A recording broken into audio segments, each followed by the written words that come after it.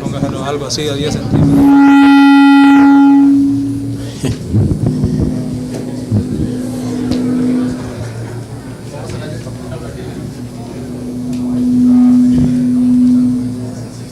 N.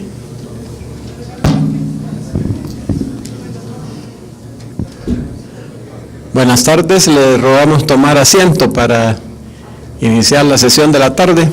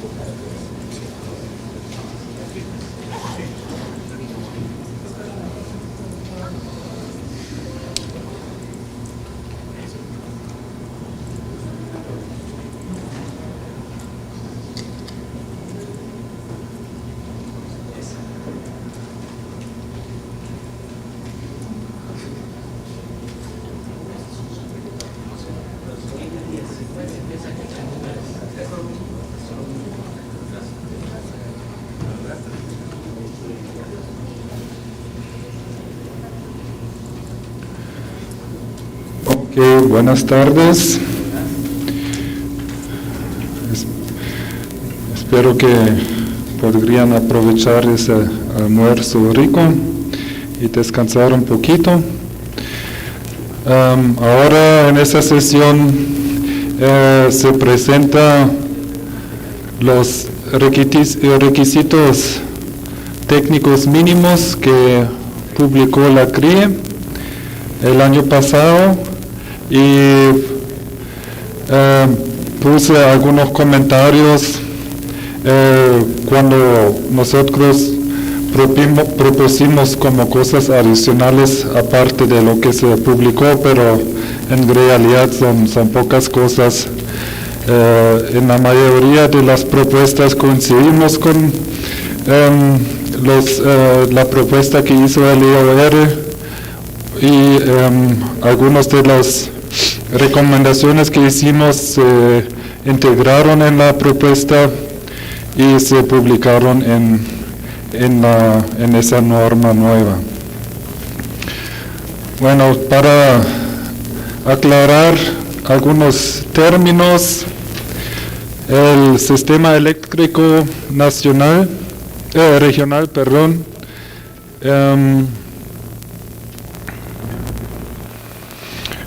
es ese marco azul que embarca el red de transmisión regional, el RTR, que es una línea de transmisión de 230 kilovoltios, y esa línea de transmisión realiza una interconexión entre los sistemas de potencia nacional, y en cada uno de los sistemas de potencia de cada país hay generadores que se conectan directamente al red de transmisión regional, o sea, tiene que cumplir con los requisitos del sistema nacional correspondiente y los requisitos de transmisión regional, y luego hay los generadores que no están conectados directamente al RTR, más bien en un nivel de tensión más bajo, y según el REMER, sistemas con una capacidad instalada mayor a 5 megawatts, los criterios de calidad del servicio y de desempeño también regula estos tipos de generadores a través de los reglamentos del REMER.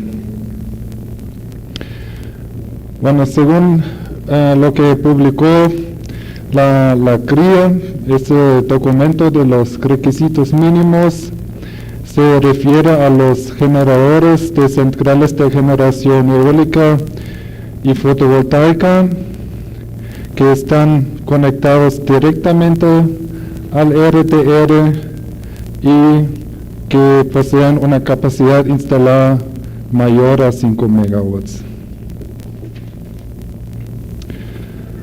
El primer requisito que se define en estos requisitos, técnicos, es respecto de la telemetría. Las centrales deben suministrar a los operadores del sistema en tiempo real a través de telemetría como mínimo los siguientes datos: potencia de salida de la central, capacidad de generación disponible, información del estado operativo de las unidades de generación y otra vez estado de potencia de salida. Y luego específicamente para la generación eólica, velocidad de viento, dirección de viento, presión y temperatura. Y para las centrales fotovoltaicas, irradiación y temperatura del aire. Cuando el operador del sistema lo considera necesario, también puede pedir a centrales con una capacidad igual o menor a 5 megawatts de entregarles esa información en tiempo real. El siguiente tema que tocaron los requisitos mínimos es el pronóstico. Es una responsabilidad del operador.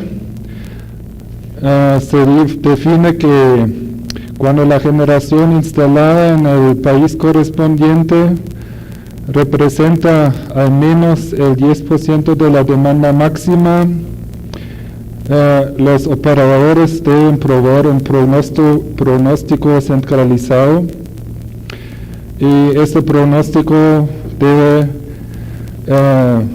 conllevar la siguiente información: inyección de la energía en megawatt horas totalizado para el área de control y en forma desgravada para la generación eólica y fotovoltaica, inyección de potencia en megawatt totalizado para el área de control. Eso es un parámetro importante para la operación del sistema, para evitar que haya un desbalance entre generación y carga. Eso ya es más informativo. El siguiente punto es desgravado para generación eólica y fotovoltaica, y luego lo mismo en cada barra de conexión al sistema de transmisión. El pronóstico debe tener cierta periodicidad.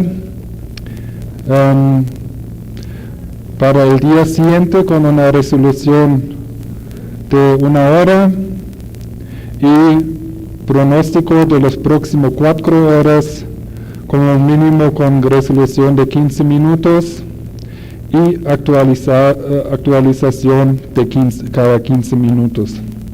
También es una medida importante para, en dado caso, adaptar el despacho, y de esa manera se compensan los errores de pronóstico de una forma muy eficiente.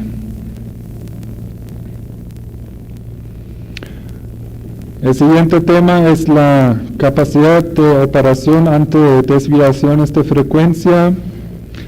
Ahí se define que los generadores renovables se deben mantener conectados de forma continua sin desconectarse del sistema cuando la frecuencia está en el rango de 58 a 61 Hz. O sea, es un rango bastante amplio, pero como se comentó ayer, para la generación renovable no es un mayor desafío porque la frecuencia del parque eólico interno está desacoplado de la frecuencia del sistema de potencia a través del para los generadores de doble alimentación, igual para los aerogeneradores del tipo 4 con conversor de potencia.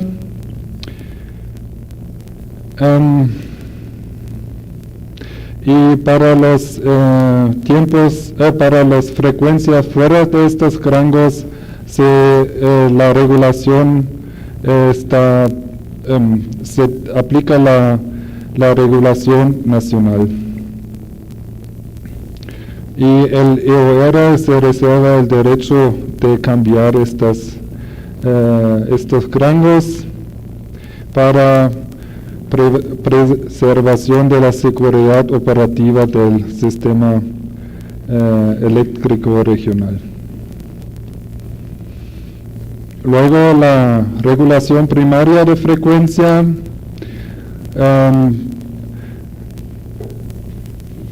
O sea, en el REMER ya queda definido el comportamiento de la regulación primaria de frecuencia. Se puso explícitamente en los requerimientos técnicos que publicó la CRIE. Aquí se tiene la siguiente configuración: el parámetro del group es de 3% y la banda muerte es de más o menos 0.03 Hz. Aquí puse un dibujo que visualiza esa configuración que no está parte de la norma que se publicó. También en cuanto a una central de generación eólica y fotovoltaica, ellos pueden contribuir a la regulación primaria de frecuencia por medio de un almacenamiento energético de tamaño adecuado para permitir los requerimientos de la reserva de frecuencia. Y en el sistema eléctrico nacional de cada operador del sistema, ellos tienen la posibilidad de definir otras unidades para asignarles la contribución de la regulación primaria de la frecuencia.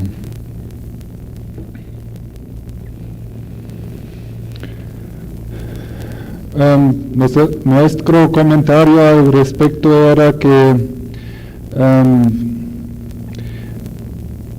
pusimos los siguientes comentarios. Pues para proveer la reserva positiva es necesario limitar la generación. Normalmente se exige eso solo a generación muy grande, de 50 megawatts hasta 100 megawatts.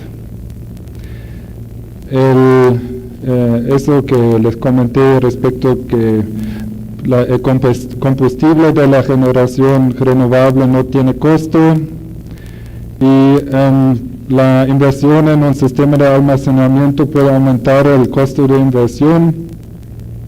de una forma que el proyecto resulte ser económicamente no factible, y en general se prevé que control de frecuencia deben realizar los generadores de combustibles fósiles, y solamente en el caso que eso no está posible se debería proveer a través de la generación renovable. Y en la práctica internacional es que la reserva solamente se provee reserva negativa cuando se observan muy altas frecuencias en el sistema.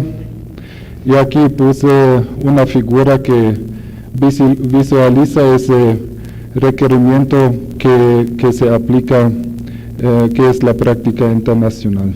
Pero eso es un comentario, eso no es lo que se publicó, ¿verdad? Luego que se puso como requerimiento es que cada planta renovable o central puede operar en cualquier de los siguientes modos de control: control de voltaje, salida de potencia reactiva fija, regulación del voltaje según el control de voltaje local, o sea, el feedback, relación de salida de potencia reactiva fija a salida de potencia activa y factor de potencia fijo. Luego se determinó una característica mínima para los generadores con una capacidad mayor de 5 megawatts, y es en el rango entre 20 a 100% de la potencia activa. Debe operar con un factor de potencia de 0.33 o debe inyectar potencia reactiva con un factor de 0.33.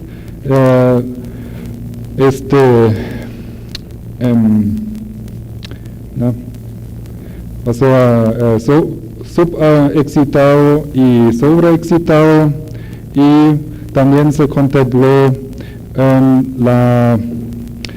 controlar el voltaje, la inyección de la potencia reactiva en función del voltaje en el punto de conexión, o sea, cuando el voltaje en el punto de conexión está a su valor nominal, la planta generadora debe inyectar todo lo posible entre menos 0.33 hasta más 0.33, pero cuando el voltaje tiene una desviación alta, tiene esa característica que se señala en esa figura. También el EOR propuso el soporte a huecos de tensión, que es una característica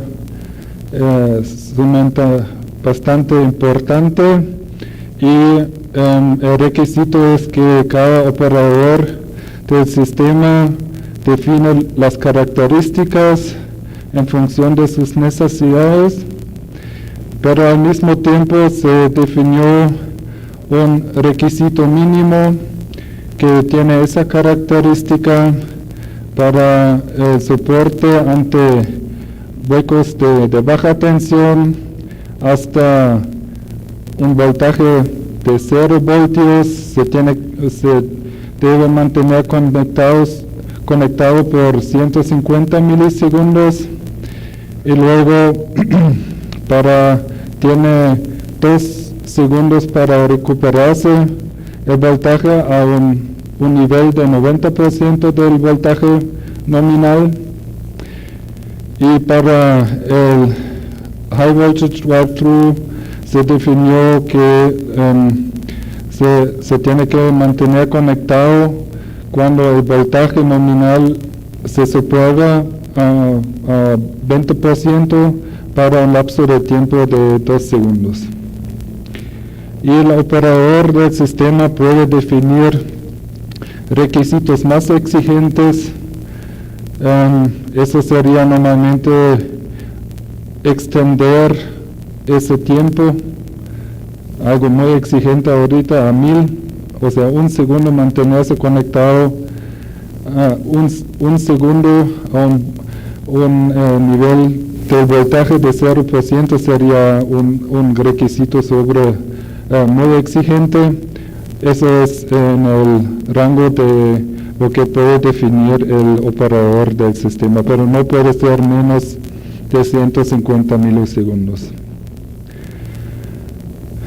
Aparte de esa característica, se definieron otros requisitos. La central debe aportar corriente reactiva durante fallas en el sistema eléctrico y debe mantenerse transitoriamente estable después de una falla en el punto de conexión de la central a la red de transmisión, que es liberado en un tiempo de 150 milisegundos, y también mantenerse transitoriamente estable ante la ocurrencia de fallas remotas localizados en las cercanías del punto de conexión de la central, que son liberados por una protección de respaldo. La central, además de eso, la central de generación deberán ser capaces de soportar al menos 3 fallas sucesivas. Eso sí, también es un criterio importante, porque en Australia hubo una circunstancia extrema. Dentro de 2 segundos de 2 minutos habían 6 caídas del voltaje, y según la regulación eso no es previsto, y se desconectó una gran cantidad de generación eólica del sistema, y luego ellos también tienen sistemas interconectados. Por la interconexión llegó mucha energía, potencia activa, pero ya se superó el límite de estabilidad y se perdió la interconexión entre estas zonas interconectadas. Y por esa experiencia se puso ese criterio. Durante fallas en la red, la inyección de corriente reactiva debe tener prioridad sobre la corriente activa en los generadores. Eso es importante para recuperar el voltaje. Luego, nosotros hemos recomendado que también se pone una característica de inyección de la corriente activa en función de la desviación del voltaje. Pero me imagino que estas características luego se van a establecer a nivel nacional, y quizás no hace falta ponerlo a nivel regional. Luego se definieron requisitos de estudios eléctricos. Los centrales deberán presentar los estudios eléctricos establecidos en la regulación regional. No lo revisé, pero me imagino que son estudios de carga de flujo y estudios de estabilidad transitoria, huecos de tensión, de esa manera. Y estos estudios se tienen que entregar antes de recibir el permiso de interconectarse. Para estos estudios, los operadores deberían utilizar modelos dinámicos de los fabricantes. Los modelos deberían representar el comportamiento real de toda la central, o sea, con sistemas adicionales de compensación, por ejemplo, de potencia reactiva,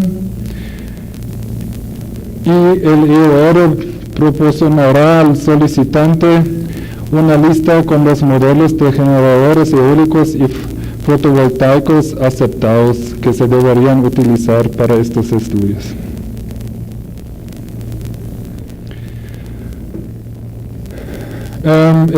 También se definió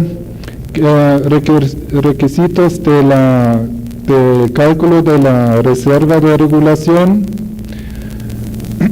En un plazo de 1 año, cada operador deberá realizar con una prioridad de 2 años o solicitud del IOR un estudio de requerimientos de reserva de balance y de regulación de frecuencia, estudio de reserva de regulación.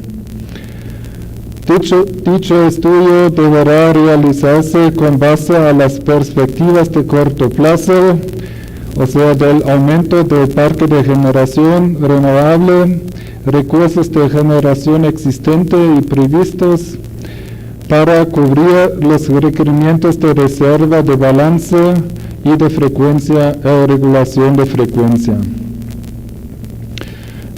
Ese estudio que realizará el operador del sistema tendrá como horizonte el análisis de los próximos 3 años y debería determinar la viabilidad de integración de las nuevas centrales de generación eólicas y fotovoltaicas. El IOR tiene el mandato de definir los lineamientos técnicos para estos estudios y también el IOR apruebe los resultados del estudio realizado por el operador del sistema, y esto, en cuando está aprobado, se entrega estos resultados a la CRIE para que ellos puedan decidir si se da el permiso de interconectarse o no.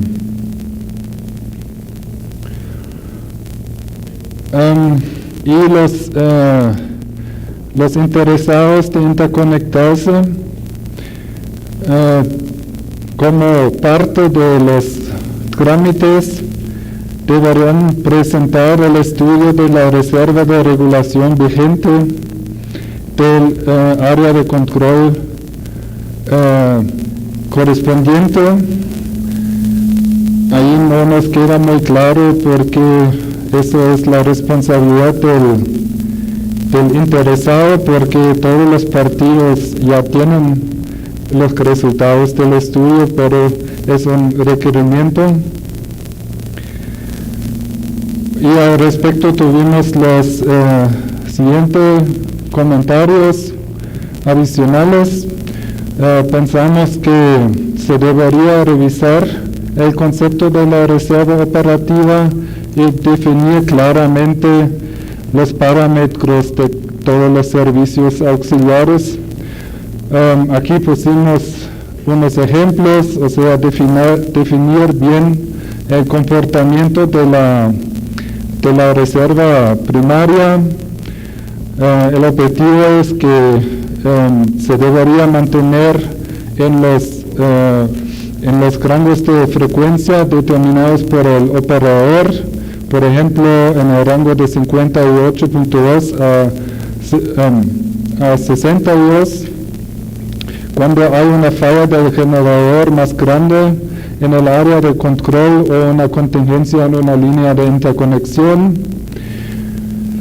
la reserva primaria debe estar completamente disponible entre 5 a 10 segundos y mantenerse activo durante varios minutos, y obviamente se activa de forma automática. La reserva secundaria debe restablecer la reserva primaria en pocos minutos, 3 minutos por ejemplo, 3 a 5, y reaccionar, no estar disponible a 100% dentro de 10 segundos, que está completamente activado en 5 a 10 minutos y se puede mantener operando hasta 1 hora. Y también se activa de forma automática. La reserva terciaria reestablece la reserva primaria secundaria. Está completamente activado en pocos minutos, 15 minutos, y se mantiene activado para varias horas y se activa de forma manualmente. También pusimos como un comentario general por las rampas en el sistema. Cuando hay mucha generación fotovoltaica, como vimos en las sesiones anteriores, también se aumenta el requisito para la reserva secundaria. Aquí tenemos un ciclo de despacho de 30 segundos y las variaciones para la generación fotovoltaica en ese ejemplo varían entre menos 300 megawatts a más 300 megawatts en un lapso de tiempo de 30 minutos, o sea, variaciones considerables que la reserva secundaria tiene que compensar. Pero si se reduce el ciclo de despacho a 15 minutos, se relaja mucho el requisito para la reserva secundaria y las variaciones están dentro de menos 150 a más 150 megawatts en ese ejemplo, obviamente. Luego se publicaron requisitos respecto de la certificación. Las centrales de generación eólica y fotovoltaica deberán contar con una certificación de parte del fabricante sobre las siguientes características: capacidad de operación ante huecos de tensión sin sufrir desconexión, cumplimiento con el requerimiento mínimo regional a las exigencias y a las exigencias nacionales, inyección de potencia reactiva durante las condiciones de falla. Mediante las pruebas certificadas por el fabricante se validará el modelo detallado de respuesta ante huecos de tensión de una unidad individual y de la central completa, teniendo en cuenta los equipos adicionales de compensación de potencia reactiva que se requieren. Y por último, las pruebas en sitio.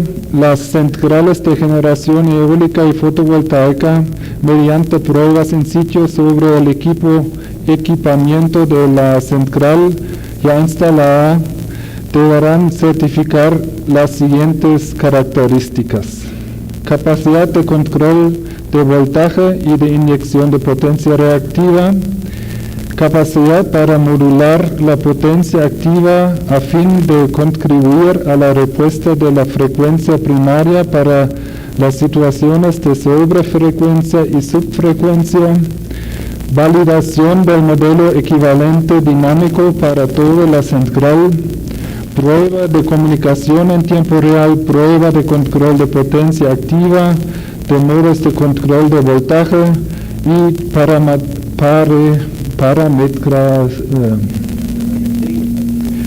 parametrización de la protección. Muchas gracias.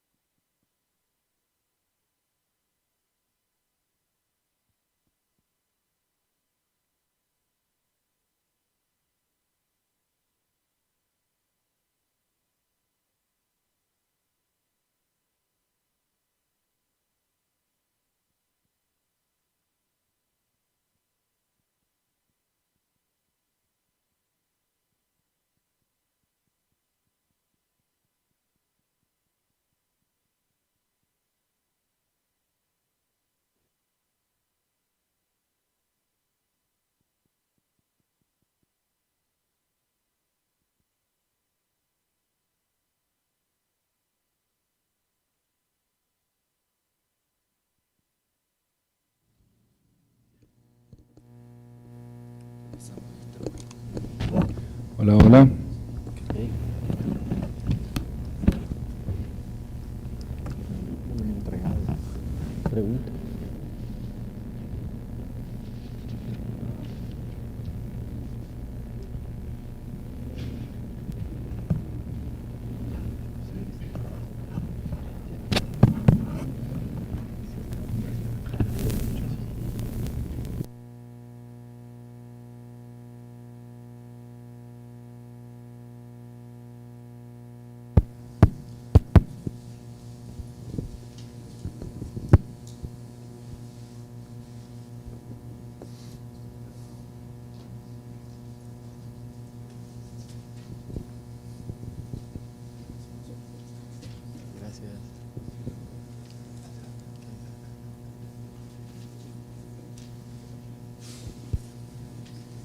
Ustedes van a contestar las preguntas. Verte que sí.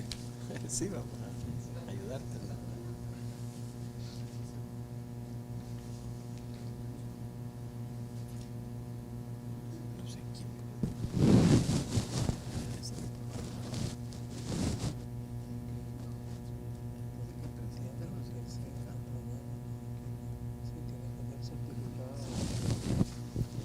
Bien, pasaríamos a responder algunas preguntas sobre el último tema de los requerimientos técnicos mínimos.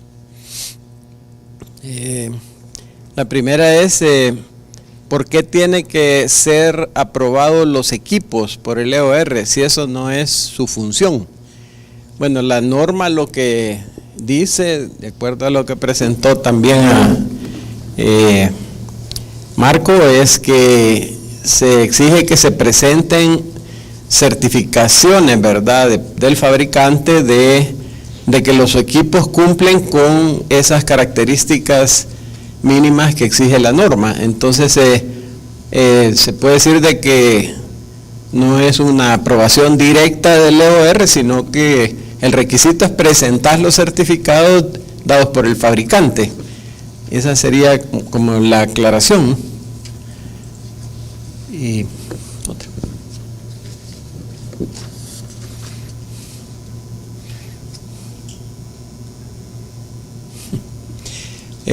¿Cómo se debe hacer la validación del modelo dinámico ¿en qué? En el campo. En el campo. No sé yo.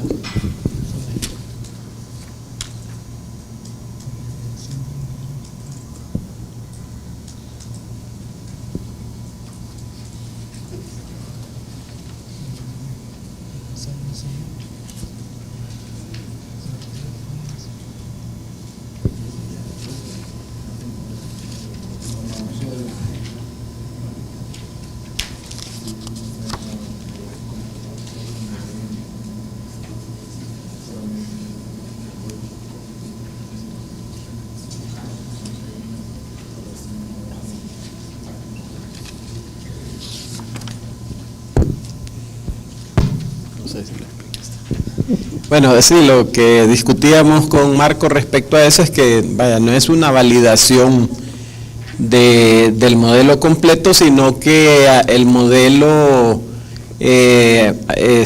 ¿cómo se llama?, de los resultados esperados, ¿verdad? Por ejemplo, el estudio de cortocircuito, y de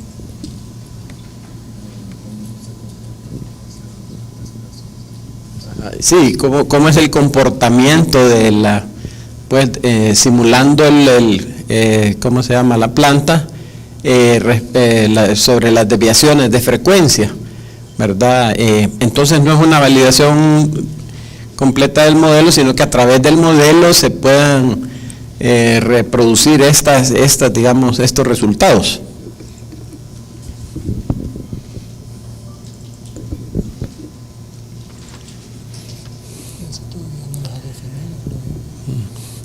El EOR ha definido las premisas y resultados básicos de los estudios de reserva. Bueno, lo que está establecido es que, tal como en cualquier estudio para ¿cómo se llama?, de los que debe presentar un desarrollador para la revisión, ¿verdad?, del EOR, se establecen unas premisas. Entonces, en este caso, pues yo no sé, me imagino que sí, el EOR va a tener que analizar para el caso específico de las eólicas y fotovoltaicas, si se tiene que hacer un detalle, incluso llegar a un procedimiento para las premisas y establecer bien el alcance de los estudios. En la regulación actual para otras fuentes no está detalladas tampoco estas premisas, ¿verdad? Lo que pasa es que como se ha venido aplicando para, digamos, todo el tipo de proyecto, por decir así, de generación convencionales, ya estas premisas se vienen haciendo como repetitivas. Pero, digamos, en la regulación no está establecido cada una de estas premisas, sino que se establece bases de datos actualizadas, una serie de premisas dentro de las cuales van las fallas que se deben de simular, por ejemplo.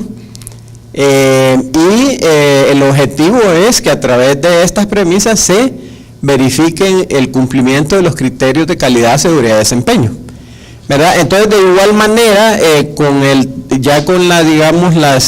los estudios para las energías renovables variables, habrá que revisar que si esas premisas que se venían estableciendo son las mismas o se establece algún detalle e incluso algún procedimiento. También recordemos que estas premisas se definen en conjunto con el operador. Las premisas, lo que no se discute es los criterios de calidad, sí son los que están definidos en el reglamento, pero las premisas sí hay digamos un intercambio, una discusión entre operador y nacional y regional. Esta tarde la puede contestar Marco.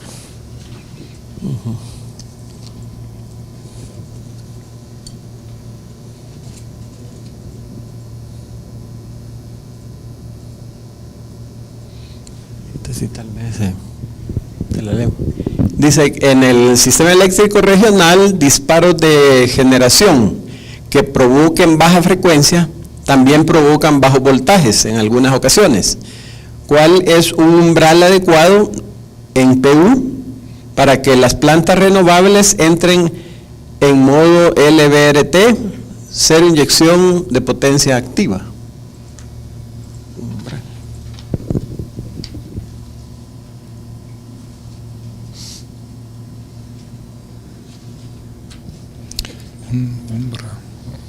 Umbral o rango.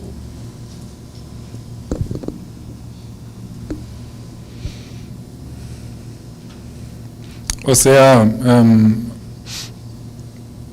ayer presentamos como rangos de operación en función del voltaje y de la frecuencia. Y en cierto rango, independientemente en función de la desviación, se define si el generador se debe mantener conectado, sí o no, y si se tiene que mantener conectado para un tiempo limitado, se tiene que definir para cuánto. Y el modo de low voltage drive-through se refiere al voltaje en el punto de conexión. Y cuando el voltaje medido en el punto de conexión se baja a 0%, para un lapso de tiempo de no más de 150 milisegundos, se tiene que mantener conectado. Eso es el requisito.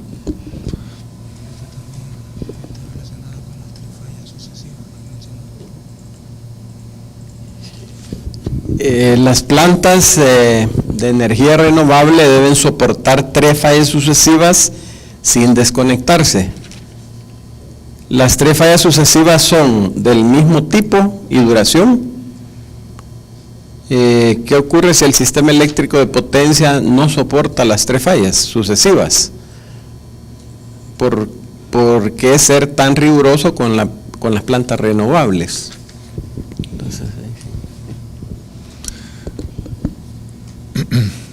Bueno, cuando hay una tormenta con rayos o rayas, rayos, pueden ocurrir estos eventos que de forma consecutiva hay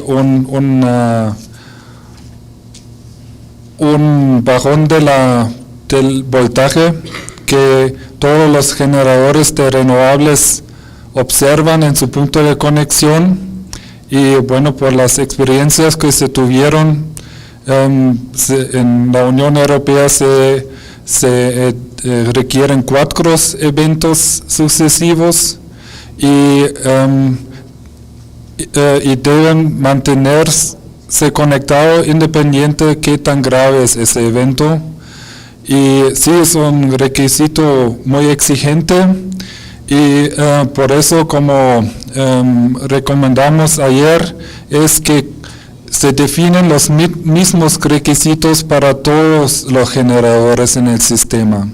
Eso ahorita es un requisito para la generación renovable, pero en un futuro se debería exigir lo mismo a la generación convencional, por supuesto.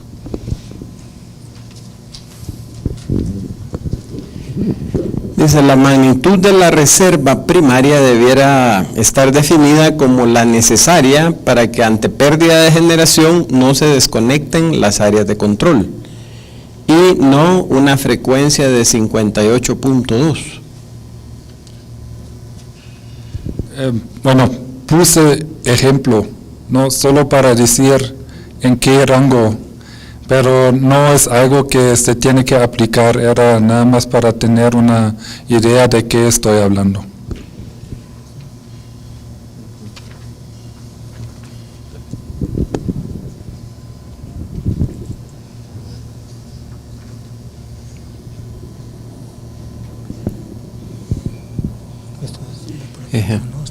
Sí, estas variaciones en los pronósticos de generación que provocan la necesidad de reservas para la operación del sistema pueden ser provocadas por la demanda también, o únicamente son responsabilidad de la generación eólica o fotovoltaica. Bueno, por eso se habla del error de pronóstico de la carga residual, o sea, es el error de pronóstico de la carga de la generación fotovoltaica y eólica en el mismo tiempo, y la reserva tiene que compensar el error de pronóstico de los 3 componentes. Si bien es cierto, la variabilidad de este tipo de tecnología puede tener en su generación, se compensa a través de reservas, como bien lo ha explicado. Mi pregunta es, en su opinión de consultor, ¿quién debe pagar en el MER esta reserva? ¿La generación eólica y fotovoltaica, la demanda o ambas?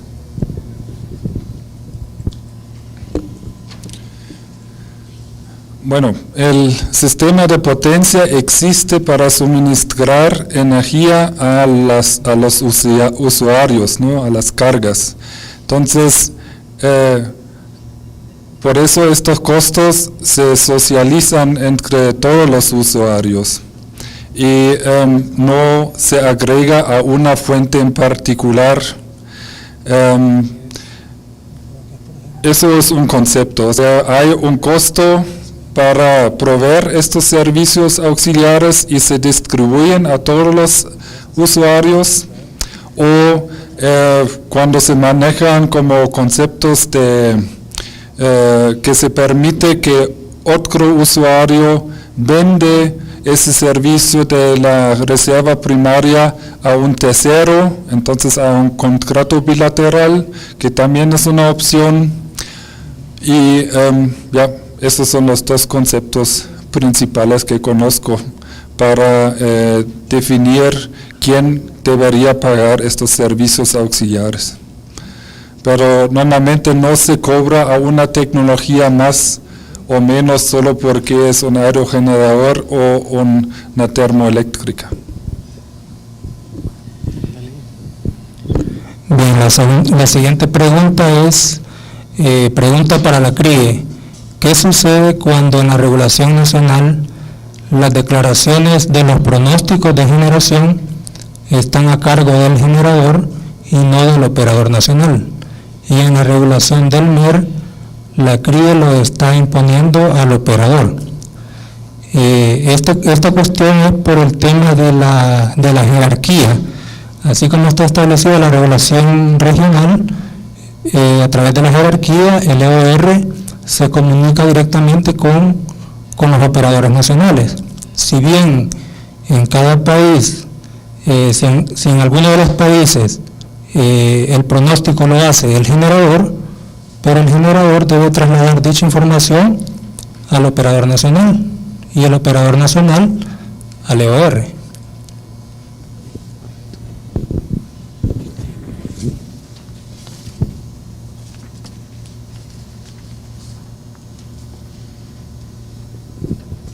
Bien, sería esas, ¿tenés algo otra vez?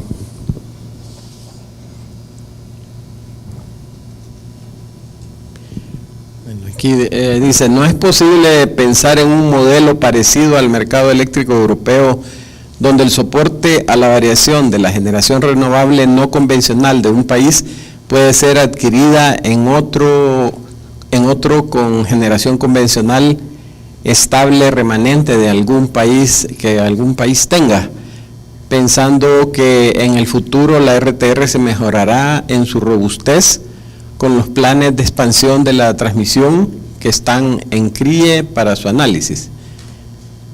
Esto implica cambios en el RMER. Yo creo que pues él mismo contesta pues la pregunta. Ahorita está establecido pues que la responsabilidad de proveer el soporte por parte de cada planta, y luego también está la alternativa de que si una planta no lo cumpla, si enseguida pasa la responsabilidad al operador de cada área, ¿verdad? Así es como está ahorita. Probablemente sí en el futuro se analice y se pueda mejorar este tema, tal como lo visualizamos nosotros, que el tema de los servicios auxiliares en general es algo que tiene que evolucionar, ¿verdad? En este momento que son de obligatorio cumplimiento, no hay un mercado de servicios auxiliares y creemos de que con la integración de una cantidad importante de fuentes de energía renovable variable, vamos a llegar a esa necesidad, ¿no? de que haya más alternativas de cómo suministrar digamos, estos servicios. Bien, esas son todas las consultas que teníamos de este tema. Enseguida, pues lo que tenemos es un resumen y próximos pasos. En esta ocasión vamos a participar en conjunto con la representante que hay aquí del programa 4E. De parte de CRIE, pues lo que nosotros vemos como paso inmediato es el seguimiento pues al cumplimiento de estos requerimientos mínimos que se han explicado ampliamente en este evento, contenidos en la resolución CRIE 95-2018. Ya vimos el detalle, pero digamos nos parece que es importante, entre otros, realizar ese estudio actualizado de requerimientos de reserva de regulación que debe realizar el operador de cada país al nivel tomando en cuenta pues el nivel de penetración de energías renovables determinando la suficiencia de reserva de regulación en cada país. El estudio último que se hizo ya, digamos, tiene, creo yo, unos 3 años. De hecho, se hizo ese estudio y después de ese estudio de determinar el nivel de penetración y como resultado también determinar la reserva de cada país, digamos, ya quedó desactualizado, pero la regulación establece de que al año de que se aprobó esta resolución, que fue en octubre del año pasado, se realice ese estudio actualizado y luego se actualice cada 2 años. Ya se explicó en detalle, pues, de que, digamos, esto va a ser importante para que tratemos de en un momento dado ir adelante de los acontecimientos, ¿verdad? Y que incluso este estudio, alguien que se tiene el estudio, por decir, en octubre de 2019, actualizado, y viene una planta a inicios del año 2020, entonces el solicitante puede traer ya ese estudio actualizado, decir, mire, de acuerdo al estudio del operador, digamos, mi planta de 50 megavatios está dentro de los parámetros que han resultado de ese estudio, o sea, hay suficiente reserva, etcétera, para que se absorba mi proyecto, y luego pues tendrá que presentar todos los requerimientos que exige pues también el procedimiento de conexión. Así que digamos, esa es una necesidad, aparte de cumplir pues con la regulación, es como prioritario el tema de implementar los pronósticos, ¿verdad?, de generación eólica y fotovoltaica. También hemos visto durante la exposición la importancia de contar con estos pronósticos. Como derivado de ello, eso permite optimizar, ¿verdad?, la reserva de regulación. También, ya derivado de esto, no por la resolución, sino que nosotros vemos como temas que se ven también importantes, es el que tendríamos que discutir con el EOR, con los operadores, es un estudio de la regulación sobre servicios auxiliares, realizar un diagnóstico y tratar de llegar a un modelo de servicios auxiliares adaptados pues a las características del MER, ¿verdad? Que es lo que se preguntaba en la última pregunta de alguien. Entonces creemos que estudiar, ¿verdad?, el tema de los servicios auxiliares es como, o sea, es importante para dejar clara cómo va a ser la asignación y la distribución de estos servicios, ¿verdad? Así, y luego también derivado, otro tema importante son los despachos intradiarios, ¿verdad? Creo que ahorita está regulado dos redespachos al día. Entonces se habla acá en esta regulación de que el operador debe de presentar, además del pronóstico diario, uno de cada 4 horas con un detalle de cada 15 minutos. Nosotros creemos que eso hay que irlo adelantando, pero va a necesitar también adaptar la regulación a tener unos despachos intrahorarios, ¿verdad?, en un momento dado, para facilitar la aplicación o adaptar, ¿verdad?, la reserva real que tengamos a la realidad del comportamiento del recurso eólico fotovoltaico. Entonces, esos son, digamos, como pasos inmediatos que nosotros visualizamos.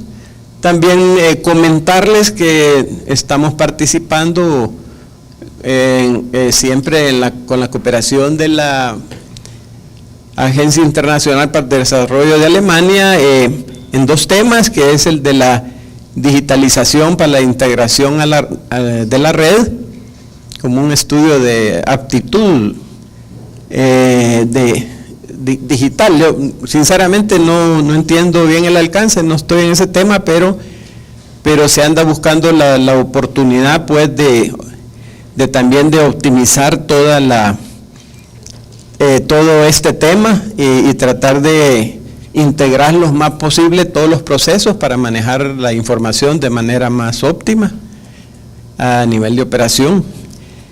También está el tema que me imagino que Tatiana va a mencionar con mayor detalle como a continuación de esta cooperación, es la armonización de las regulaciones nacionales con la regulación del MERC, y que tomaría como base esta regulación de la resolución 95.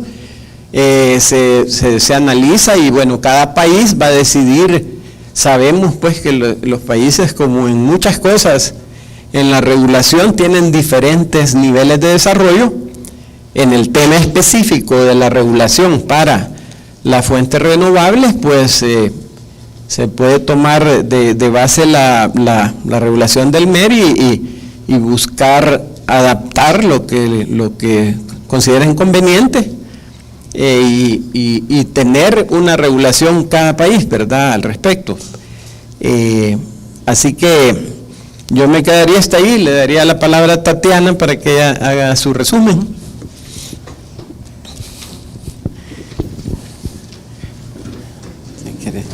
No sé si le dejas acá. Sí, allá en el podio. Aquí está. Sí,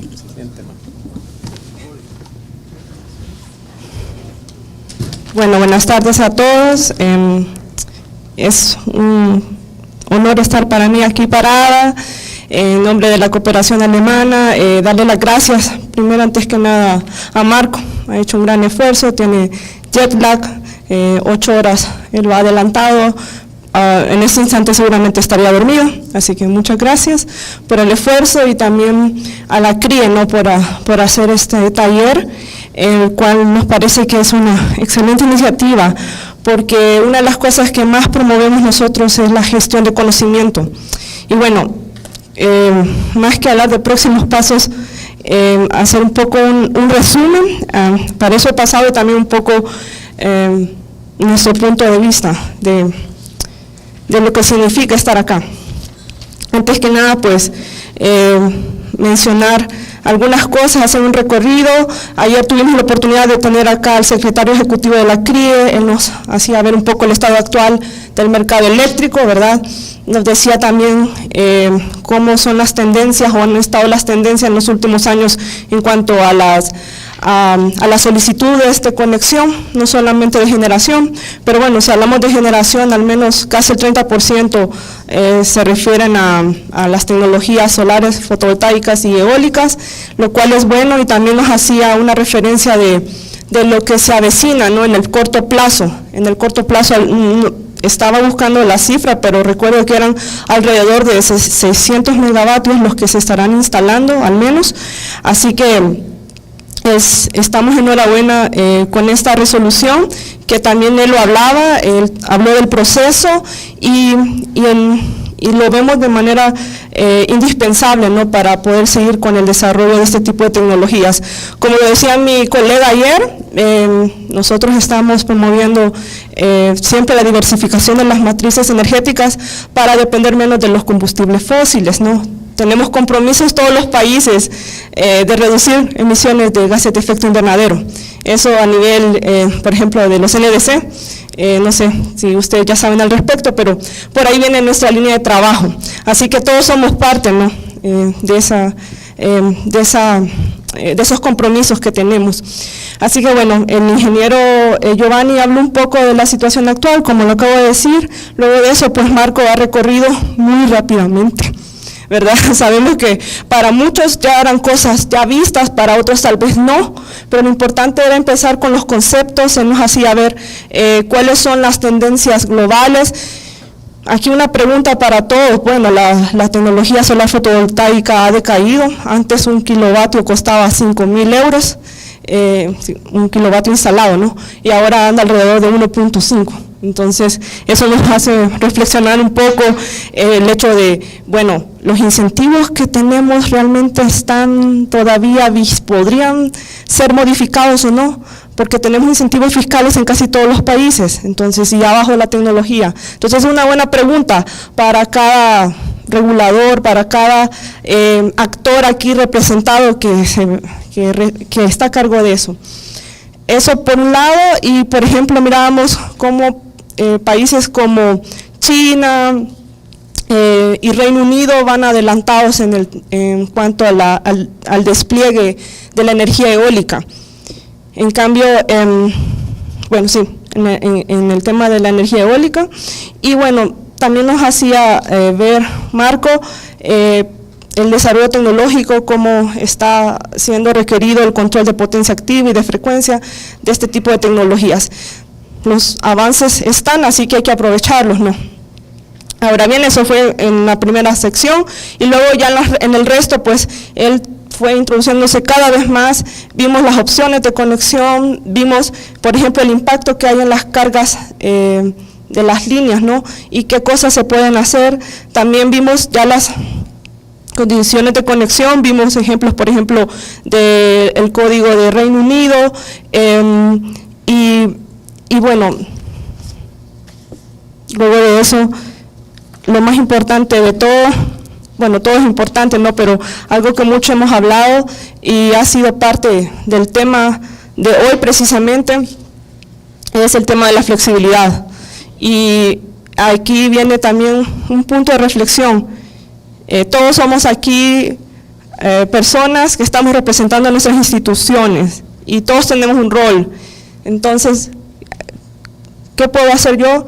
Solo el tema de la flexibilidad, que lo ha hablado demasiado Marco, nos ha dicho qué cosas podemos hacer, cómo podemos enfrentar los retos, nos ha hablado de cosas que han hecho en Túnez y en Sudáfrica con esos estudios.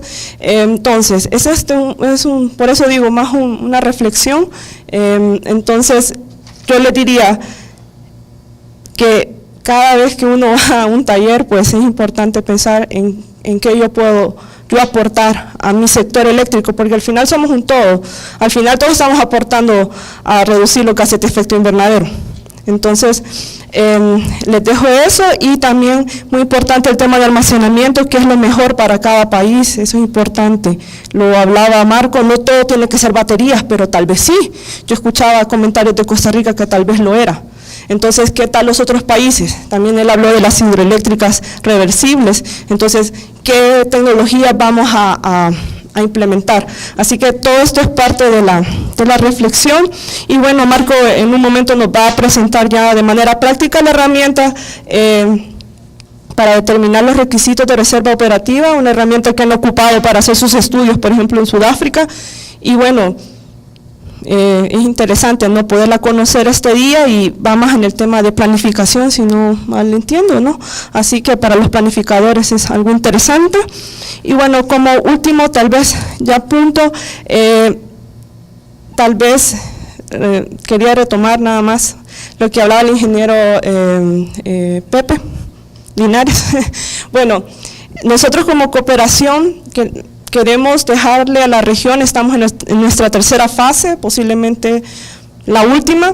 Entonces estamos desarrollando un estudio con el aporte de todos, realmente de todos los países. Se han seleccionado algunos expertos, hubiéramos querido entrevistarlos a todos, pero era un poco difícil. Entonces seleccionamos a ciertos expertos de toda la cadena de valor de los 6 países, y estamos desarrollando un estudio que se llama la aptitud digital del sector eléctrico regional para introducir digitalización. Estos resultados los vamos a tener por junio, julio, y se los estaremos compartiendo a ustedes. Es un buen instrumento porque va a servir para establecer,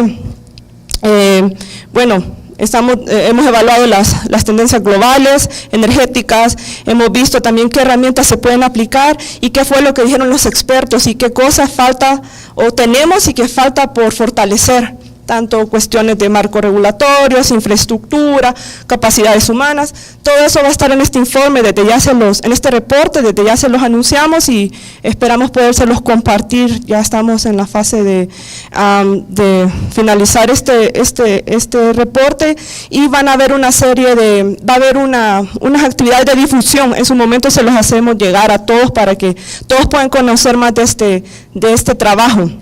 Y el otro punto que hablaba el ingeniero Linares es con el trabajo que hemos empezado a hacer con las reguladoras, precisamente en línea con la resolución. Vamos a estar evaluando qué cosas se pueden recomendar en línea de los artículos donde menciona, bueno, los operadores del sistema también, pero en especial los reguladores nacionales. También el tema, si han leído la resolución, hay un resuelve que habla que la CRIE recomienda a las reguladoras nacionales tratar el tema de la generación distribuida. No lo dice generación distribuida, pero son las plantas abajo de 5 megawatts, si no me equivoco, así que también se estaría asesorando esa parte. Y bueno, solo para cerrar ya, no dejemos de pensar en qué soluciones podemos dar, porque todos creo que somos parte de la solución, y sé que hay muchos problemas. Sé que pueden haber muchas dificultades, pero es mejor si proponemos soluciones en vez de solo decir que las hay, ¿no? Así que eso es un poco de lo que nosotros promovemos como cooperación al desarrollo. Y muchas gracias por permitirnos estar acá y ya nos conocen, pueden contactarnos, cualquier duda, estamos a la orden. Gracias.